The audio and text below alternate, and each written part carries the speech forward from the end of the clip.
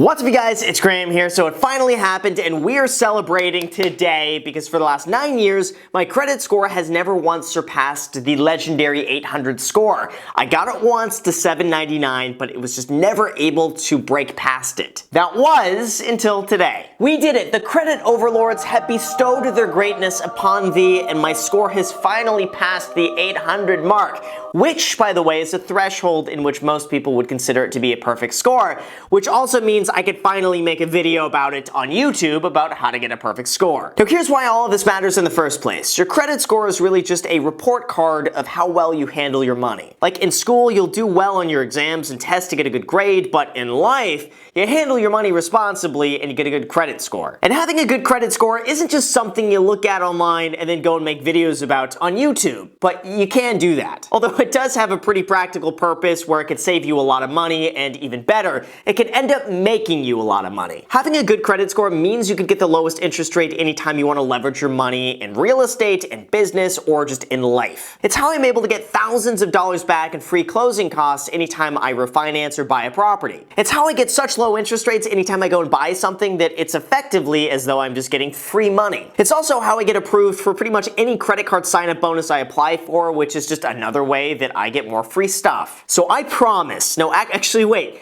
I guarantee this video could easily save you or make you a few $1,000s at minimum if you actually just follow it and do it. It's not going to take you a lot of time, it's super easy to do, and the best part about all of this is that it's not going to cost you any money out of pocket to get an 800 score. So it's entirely free to do. Again, it's just going to take a little bit of your time. And all I ask for in return is a quick like on the video to help with the YouTube algorithm. And if you're feeling a little bit generous today, maybe just a comment down below to help boost it up too. So if you wouldn't mind doing it, just a like and a comment, and that's it. Otherwise, enjoy the video. Now first, in order to understand how you can get a perfect score, you gotta understand how the system scores you in the first place. Like I said, just like you've got a class that grades you differently for homework, test assignments, attendance, and whether or not you actually smash the like button, your credit score grades you on several different factors as well. So if you want a perfect score, you have to do well on all of them. First is your on-time payment history, and this makes up 35% of your credit score. Now this one is incredibly straightforward. Just don't miss a credit card payment and don't pay it off late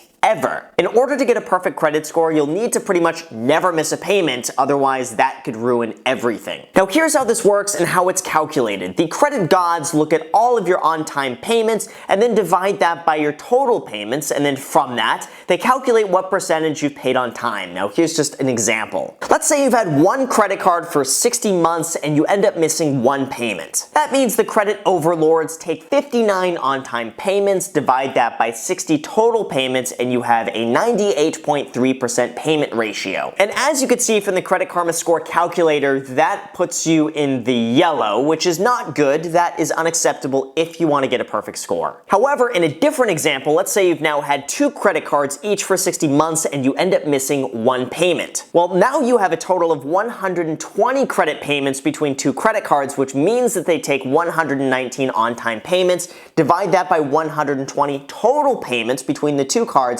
and that means you've paid 99.1% on time, which puts you in the green category as far as Credit Karma is concerned, which is a little bit better. And as one more example, let's just say you're brand new to building credit, you have one credit card, you've had it for 15 months, and you end up missing one payment. Well, the same calculation still applies. You have 14 on-time payments, divide that by 15 total payments, and that means you've only paid 93.3% on time, which is bad. That's really bad. It's in the red according to Credit Karma, which means you can't pass go, you can't collect $200, and you gotta go right to jail. It's that bad. But that also means that you could prevent this from happening by not only just not missing a payment in the first place, but also having more credit available to you for a longer period of time, so that way, if you do miss a payment, it does end up impacting you a lot less. Like having 10 credit cards open for 5 years would give you 600 total payments, so that if you end up missing one by mistake, it still means you've paid 99.8% on time, which is not the end of the world. Now, when it comes to paying off a credit card on time, the really good news with this is that for them to count it as an on-time payment, you just have to make the minimum payment every single month, which most of the time is really just like $25 to $50 a month. So even in the worst case scenario, if you can't afford to pay off your credit card bill in full, just make the minimum payment on time every single month, and that will help keep your score intact in this category. Which, like I said, all of this is the most important part of your score, making up 35% of what it is. Just ask Dave Ramsey. Now, besides that, the second factor that makes up your credit score is known as what's called the credit utilization, that makes up 30% of your score. Now, in order to get a perfect score, the credit bureaus just want to see that you're not out there just maxing out all of your credit cards, and that you're only using a small percentage of the overall credit that you have available to you. Ideally, you want to be spending under 10% of your total credit limit, showing the almighty credit gods that you don't need all the money they've given you because you're that good with money. Now, if you're confused, here's how this works and here's how it's calculated. Let's just say you have a credit card with a $10,000 limit and you go out there and you spend $6,000, and then after that, you just go and make the minimum payment. Well, at that point, you do the calculation and you're using 60% of the available credit you have, which puts you in the red category here, which is bad. And from that, you're seen as a riskier borrower because you're carrying a higher balance, and that makes the credit bureaus very angry, and they're gonna lower your score. On the other hand, if you have the same one credit card with a $10,000 limit, you spend $6,000, but you pay it off in full when it's due, that means you now owe $0 on a $10,000 credit line, which shows that you have a 0% credit utilization, which makes the credit bureaus very happy and gives you a green category. Now, there are some ways around this because it's not the dollar amount that the almighty credit gods care about, it is the percentage of credit that you actually use. So this means if you have a $300 credit line and you go out and spend $300, that just means you've maxed out your card, you have a 100% credit utilization, and that's very bad. But if you go and spend that same $300, although this time you have a $30,000 credit line, then that's showing that you only have a 1% credit utilization, which is really good. Now, one of the techniques I use to help with this is just to have a lot of available credit with all really high limits. For instance, right now, I have over 12 credit cards, and many of them have over $30,000 credit lines. Now, I'm never, ever actually going to spend that much money, but it does help me in the instance where I go and spend $10,000 or more on a home remodeling budget, and I can still show a very low credit utilization because I have so much credit already available to me. Now, there is a myth out there that suggests you should keep a small balance on your credit card at the end of every month, so that way the credit bureaus have something to report, and this one is false. Keeping a balance on a credit card is not going to help improve your score, and if anything now, it's going to cost you more money in interest. So it's always better to pay it off in full by the time it's due and never carry a balance on a credit card ever. So for you watching, if you want to get a perfect credit score, it's really important that you try to keep a balance of 5% or less of your available credit. Now, that doesn't mean that you can't go out there and spend more than 5% of your available credit, but it does mean that you should pay it down before the statement cycle is over, so that way the credit bureaus have less money to report on. Now, in addition to that, it will help you to go and get more credit cards, as counterintuitive as that is to say, because that will help increase the total credit limit you have available to you, which will decrease your overall credit utilization. And finally, I strongly recommend you ask for a credit limit increase every 6 to 12 months on your credit cards. This way, you're going to be constantly lowering your overall credit utilization and helping to improve your score. Now, just remember, don't go out there spending more money just because you have more credit available to you. I think that goes without saying. All of this should really be done as a tactic to help increase your credit score and not go out there and buy more things you don't need, like this really cool pinball machine from eBay. And finally, one more note I want to leave off with this one. How much money you keep as a balance on a credit card is really only going to be temporary. This is one of those things that's only going to impact your score until you pay down your credit card, and then your score will end up going up afterwards. So if you have a high utilization rate right now or in the short term, it's not the end of the world, and your credit score will readjust as soon as you pay it down. Third, they say that length doesn't matter, but when it comes to calculating your credit score, it very much does, because 15% of your overall credit score is made up by the average length of your credit history. This just means the longer you've had credit for and the sooner you start, the better. This is one of the reasons I highly recommend people to build their credit as soon as they possibly can, even if it means going and getting a credit card the day you turn 18.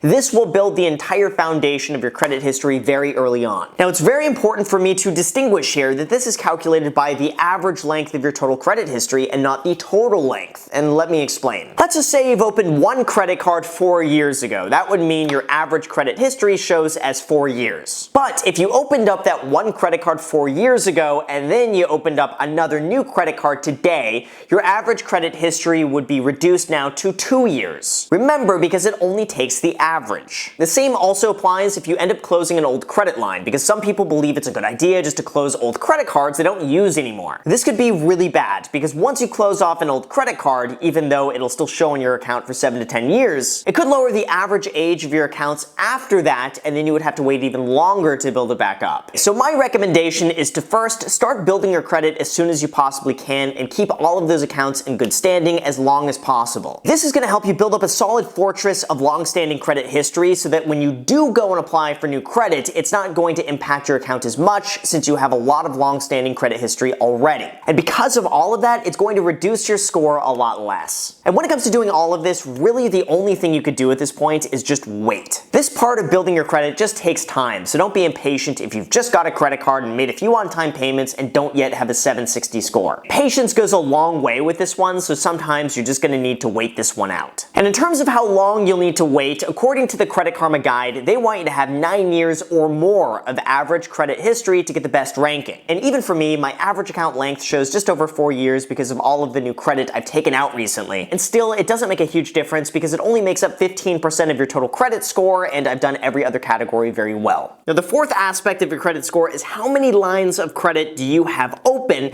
and this makes up 10% of your score. Now, this is one of those things that you would think makes absolutely no sense. Like, why would you go and reward someone for going and opening up more credit cards and taking out more loans? You would think that the person who doesn't really need any credit and doesn't have much would have the highest score, right?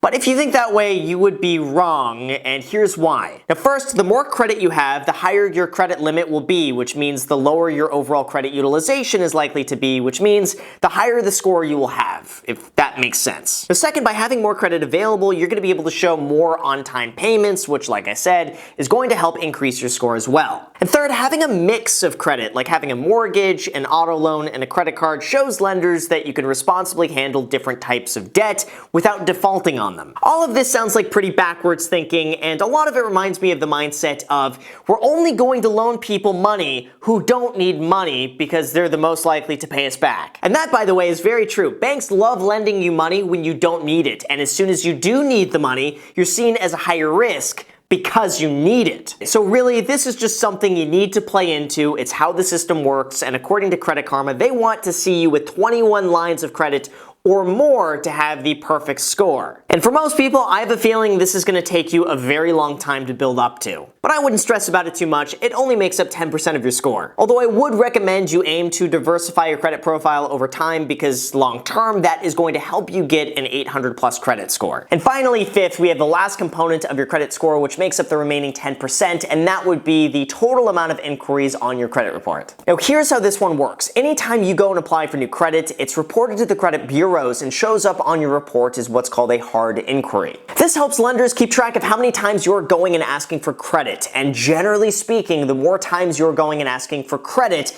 the riskier you become as a borrower. This is because lenders are worried that all of a sudden you're out there going and applying for new credit cards and loans, and they're concerned that maybe something has happened that is causing you to do this. Like, they're thinking, why did you just get 3 credit cards and an auto loan today? Are you running out of money? Are you going to all of a sudden max it out and then never pay it again? This all seems worrisome to lenders, so therefore the more hard inquiries you have on your credit report, the lower your score is generally going to be. Now, in addition to that, if you are out there getting new credit cards and getting new loans, that is going to reduce your average credit length history, which could end up further dropping your score as well. That's why so many people end up telling me that they've just opened up a new credit card and then all of a sudden their score drops by like 50 points. So no, it was not just the inquiry that did that. It was also the reduction in your total average length of credit history that impacted your score as well. The inquiry was really only a small component of that. The good news, however, is that all of this is really just a temporary thing, because hard inquiries only show on your report for the first 2 years and they only impact your score for the first 12 months.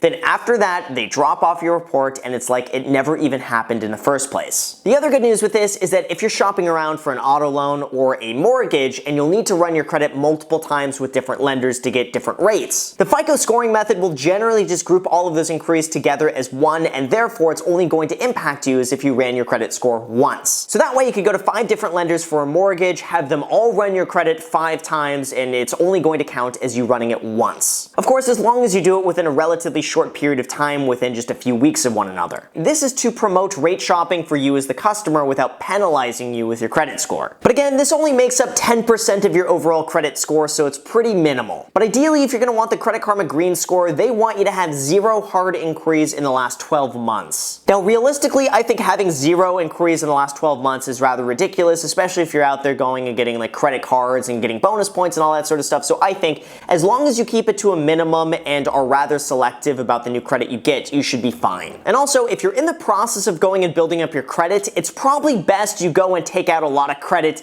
now while you still can, so that way by the time you actually need a good credit score, all of those hard inquiries will have dropped off your report anyway. This is exactly what I ended up doing. I took out a whole bunch of credit as early as I possibly could when I knew I was still building up my score, so that way 2 years later I knew when I would need the credit score it wouldn't have mattered anyway. Then once you've done all of the above, I have a few final recommendations. First, I would highly recommend you check your credit score every few weeks using a free service like Credit Karma, or another really great one is Credit Sesame. Both are really fantastic resources that update your credit score every week or so, and even though it's not going to be exact and it's not going to use the exact FICO scoring method, it's still going to be pretty close and going to give you a great representation of how you're doing credit score-wise. The second, you could try a technique to increase your credit score known as credit piggybacking. Now, this is where you become an authorized user on a credit card from someone who has a very extensive credit history. Now, when you do that, their credit history could report on your credit account as well, and that might increase your credit score a lot in the short term. Now, it's very important to note that not all credit card companies will do this, and the FICO scoring method has been cracking down on people trying to do this to boost up their scores artificially. But I wanted to mention this because this is something that can work depending on your situation and how it's done. Now, I personally think it's probably better you just build up your own credit report on your own, and that way you have it with you no matter what. You don't have to worry about any of this stuff. But I think if you're a parent and you want to help out your child, look into doing this and you could help them out immensely in terms of building up their credit score just by going and doing this one little trick. And lastly, following everything in this video, staying consistent with it and keeping very precise with how you manage your credit will end up helping you get a perfect score and end up saving you a lot of money and making you a lot of money. Now, I will admit, having a score above 760 or so is not going to make a huge difference. Like having an 810 credit score is not going to give you a lower rate anytime you go and get a house as someone else with a 785 score. And honestly, anything above 800 is really just for bragging rights at that point. So really, you should aim to keep your score anywhere above 760 to 780, and that will help make you the most amount of money, get you the lowest interest rates, and get you to smash the like button for the YouTube algorithm if you have not done that already. So with that said, you guys, thank you so much for watching. I really appreciate it. As always, if you guys enjoy videos like this, make sure to subscribe and hit the notification bell so YouTube notifies you anytime I post a video. Also, feel free to add me on Instagram. I post there pretty much daily, so if you want to follow me there, feel free to follow me there. And then lastly, if you guys want 2 free stocks, use the Webull link in the description, and when you deposit $100, they're going to be giving you 2 free stocks, and one of the stocks is going to be valued up to $1,000. So my recommendation, if you want free stocks, just go and deposit the $100, get the 2 free stocks, get a pretty immediate return on your money, and then afterwards, if you want to use them for stock trading, they're great, and otherwise, you just go and cash out. Oh, one more thing, go and add me on my second channel, The Graham Stephan Show. I post there every single day. I'm not posting here. So if you want to see a brand new video from me every single day, go ahead and add me on that. And thank you again for watching, and until next time.